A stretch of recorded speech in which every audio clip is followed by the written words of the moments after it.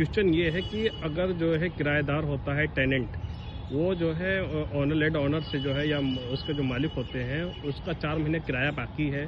और प्लस किराया नहीं दे रहा है, और दूसरी बात उसको स्वामी भी नहीं मान रहा है और किराएदार का नियत बिगड़ चुका है वो, और उस पर जो काबिज होकर मालिक बनना चाहता है, तो मालिक के जो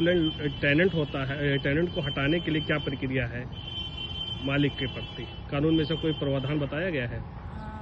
जी बिल्कुल, कानून में ऐसा प्रोविजंस है। अगर कोई भी किराएदार है और आपकी प्रॉपर्टी पे उसने कब्जा करके रखा है, आप बार बार उसे कहते हैं और कहने के बावजूद भी वो नहीं रखा जाता है,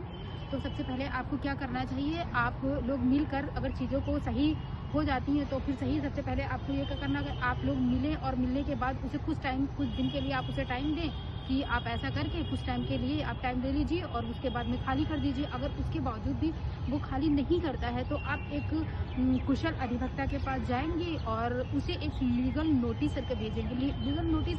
देने का मतलब ये होता है कि आपको उसको टाइम करके देना होता है 15 से या 30 दिन का टाइम उसमें मेंशन होता है। 15 से 30 दिन में की चीज़ें अगर सही हो जाती है, वो खाली कर देता है तब तो सही है, और अगर नहीं खाली करता है तो आप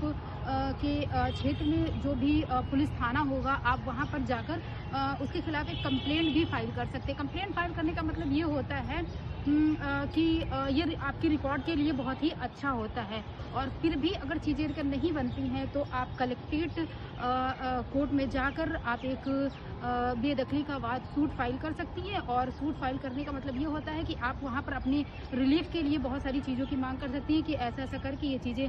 मतलब हमारा रूम है, हमारी प्रॉपर्टी पे है, इन्होंने कब्जा कर लिया है और ये छोड़ नहीं रहे हैं। और आपको क्या नहीं करना है, सबसे पहले आपको करना ये नहीं है कि बहुत सारे लोग इतना एग्रेसिव हो जाते हैं